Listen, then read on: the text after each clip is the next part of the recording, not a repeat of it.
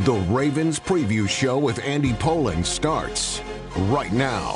It wasn't perfect, it wasn't pretty, but it was the Ravens. Listen to all Ravens broadcasts right here on 6:30 a.m., the ESPN 630 app, or ESPN630DC.com. And with 1:17 left to play, the Hayes in the barn. Now, here's Andy Poland. Ravens and the Cleveland Browns Sunday in Baltimore. 1 o'clock kickoff means our coverage here on ESPN 630 gets underway at 12:30. Ravens trying to rebound from really a crushing loss in Buffalo on Sunday night. They're up 15 points, and they wind up losing the game. And this has become a familiar pattern for them, especially in the early part of the season where they blow big leads. Carita Parks covers the Ravens for DoubleTake Sports and Bowie Sports TV. You're with them on a regular basis. Why is this happening to them? Well, that's the question of the day, is why is this happening? Yeah. I mean, that is the question that they're all trying to kind of answer. Coach Harbaugh has addressed it, but obviously if they were able to figure out exactly what it was, it would not keep happening. I mean, against the Bills on Sunday, it was definitely a breakdown on defense. And the defense is going to have to turn it around quickly because they can't be in a position like they were last year where they're starting the season 0-2. Yeah, I mean, it's puzzling because this is a group of veteran players. They just made a safety, the highest paid safety ever. You got guys like Marlon Humphrey, who's been around for a long time.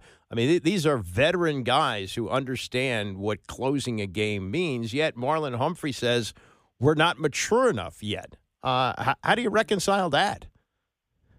Yeah, I mean, you're right. And it's interesting because Kyle Hamilton actually yesterday, he mentioned that there is a lot of continuity on the defense from last year. I mean, they added Malachi Starks, Jair Alexander, but Jair Alexander is a veteran.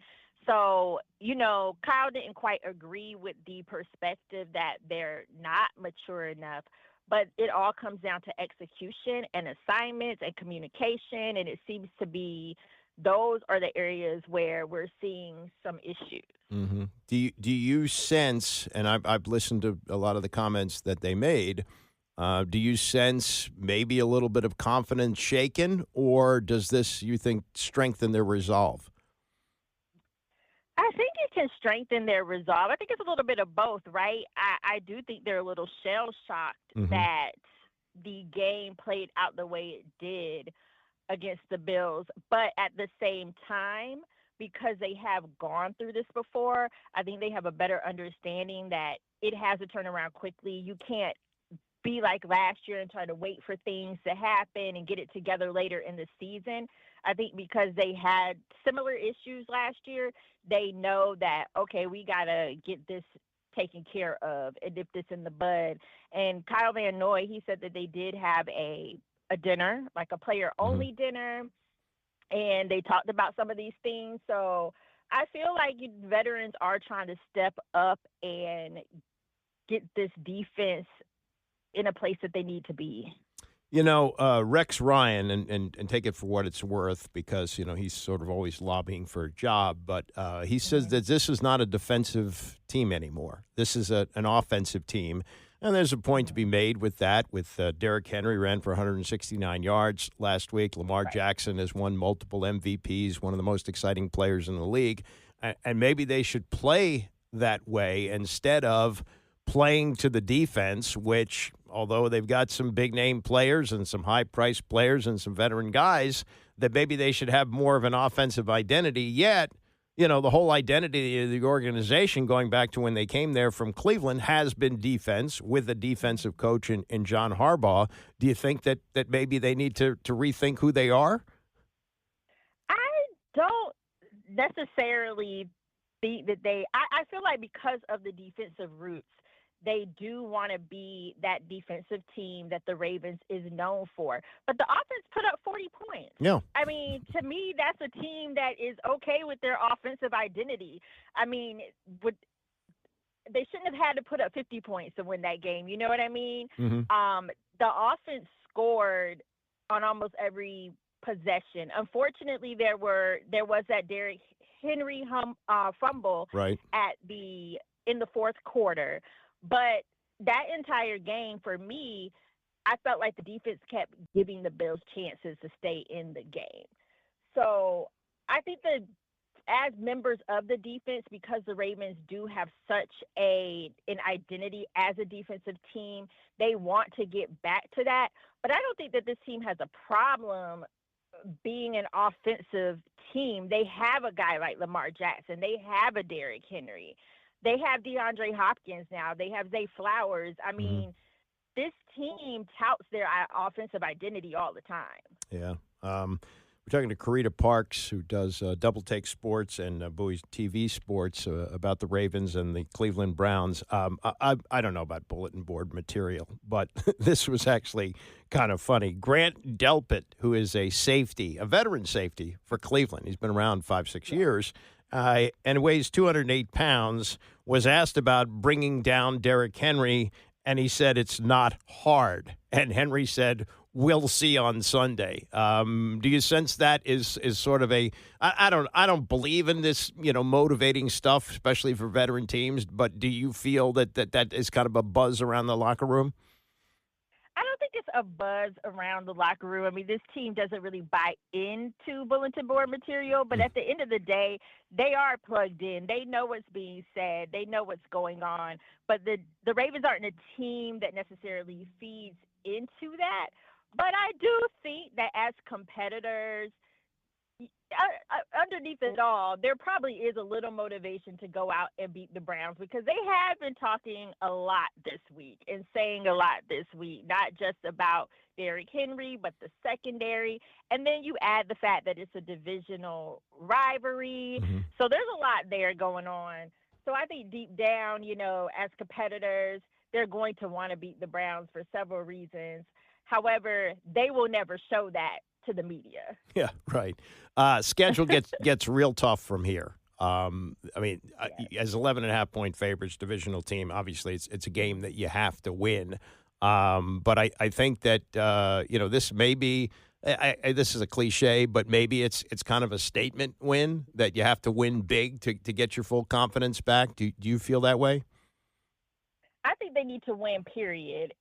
But I do think a statement win where all three phases of the football game are running smoothly is what they need to build their confidence. I think the defense needs to have a strong performance. They need to create some turnovers. They need to show that they have bounced back from last week.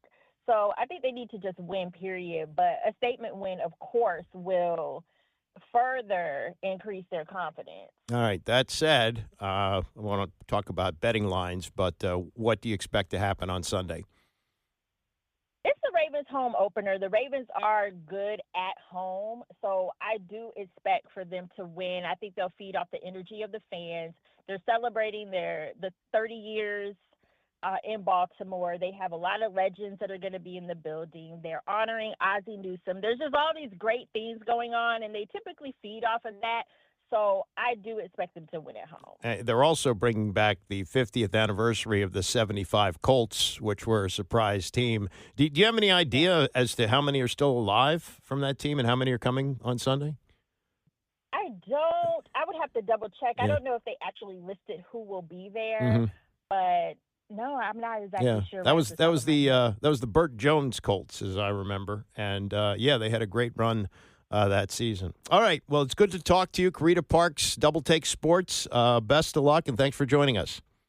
Thank you so much for having me. That's Carita Parks, DoubleTake Sports and Bowie Sports TV as the Ravens take on the Cleveland Browns on Sunday. We'll hear what's being said in the locker room in the lead up to this game and more as we continue with the Ravens preview. It's the Andy Pollin Show, ESPN 630. Ravens on 3, 1, 2, 3. This is the Ravens Preview Show presented by Verizon. Here's Andy Pollin. The Ravens and the Cleveland Browns at M&T Bank Stadium on Sunday. That'll be a 1 o'clock kickoff. Coverage here on ESPN 630 gets underway at 12:30. Ravens go into this as 11.5-point favorites after Certainly scoring enough points to win in Buffalo on Sunday night, but they blew a 15-point lead. And as fingers are being pointed, Booger McFarland, analyst for ESPN on PTI last night, points it right at the secondary. You posted, and I quote, Ravens pass defense still hot garbage, close quote, which Tony and I love. Do you feel it's something fixable?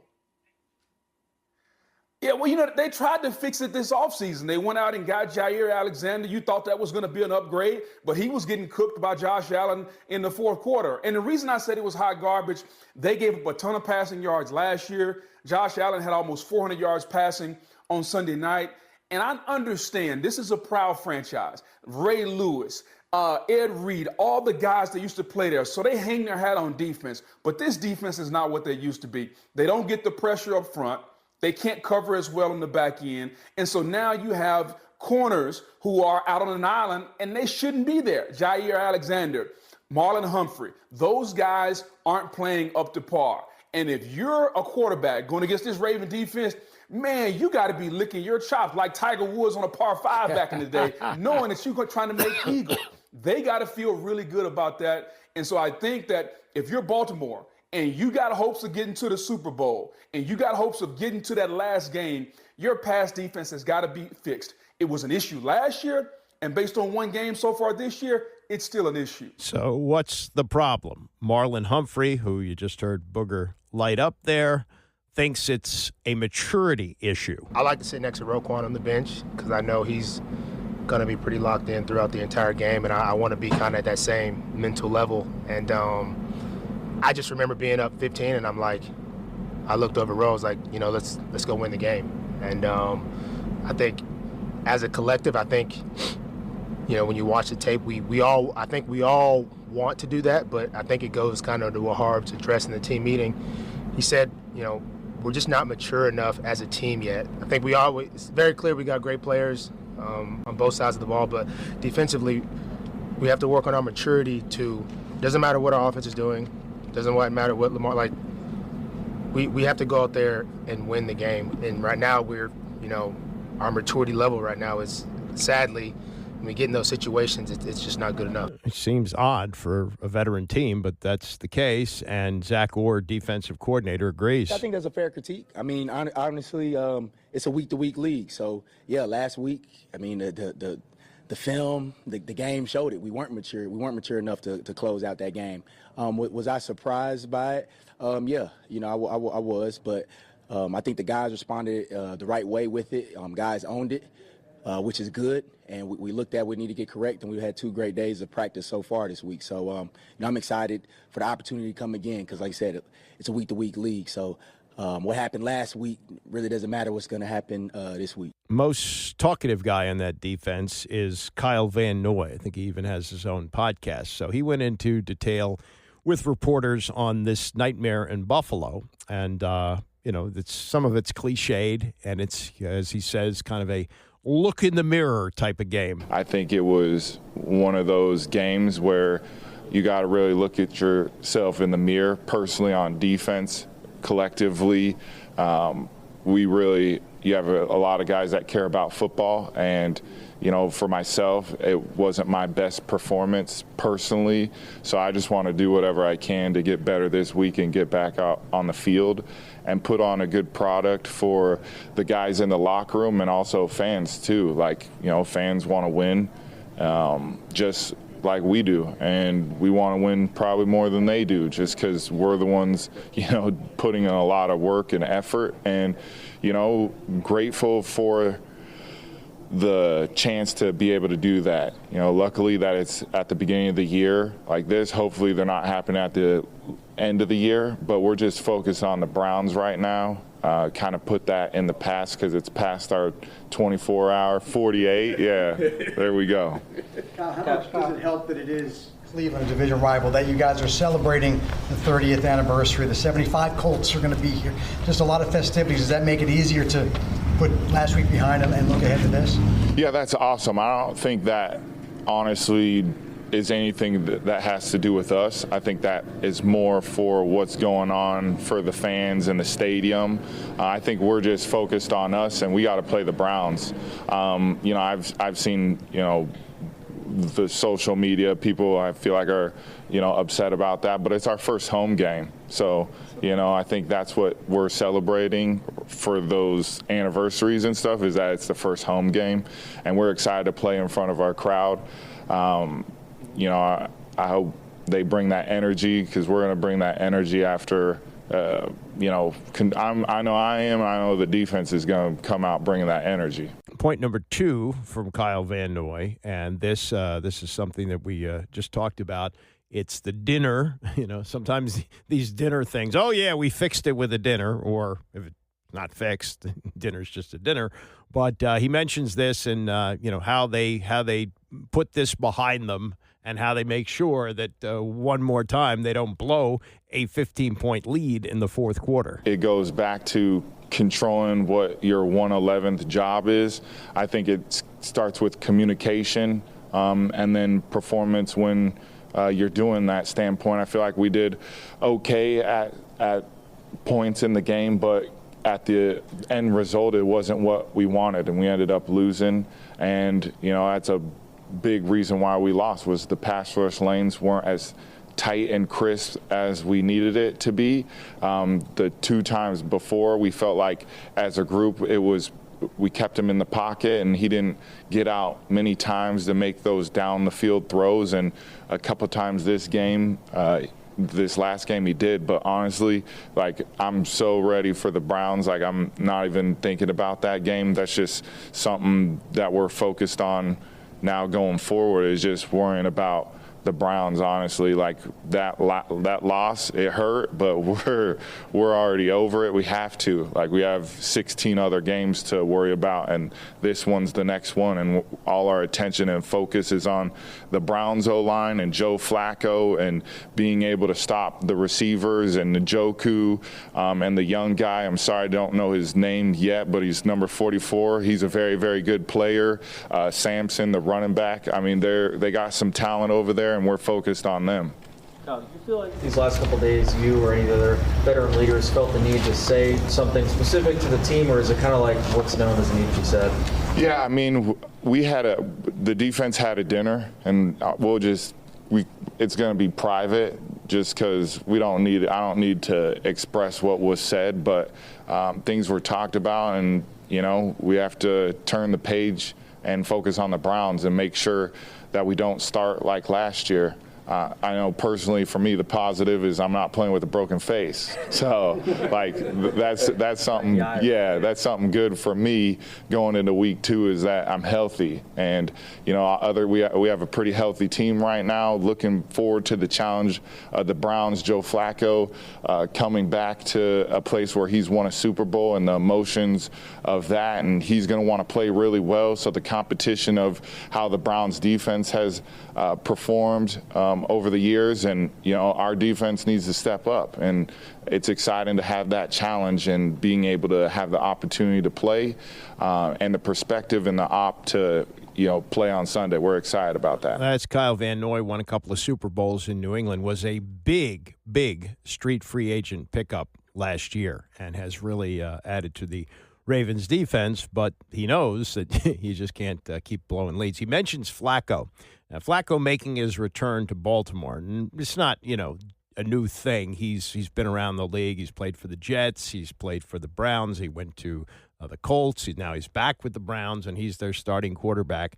And, a lot of times you'll have this situation, and the quarterback will say, well, it's just another game. No, that's not what Flacco's saying. Just in terms of playing your old team and the emotions that come with that. Because listen, I mean, like I said, we were on good terms when I left.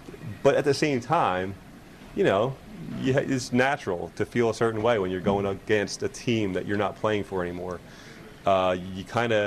I've been a part of other players that do that, and you kind of try to act normal, but it is a big deal. You do want to go beat them, and it's a little bit of a difference. Yeah, I mean, be honest about that, and he was. I appreciate that. It's not exactly bulletin board material, but this is. And this is a safety named Grant Delpit. He was a second-round pick out of LSU a number of years ago. It's not his first rodeo. He's been in the league. This is his 5th or 6th year. And he's good size for a safety, 6'3", 208 pounds.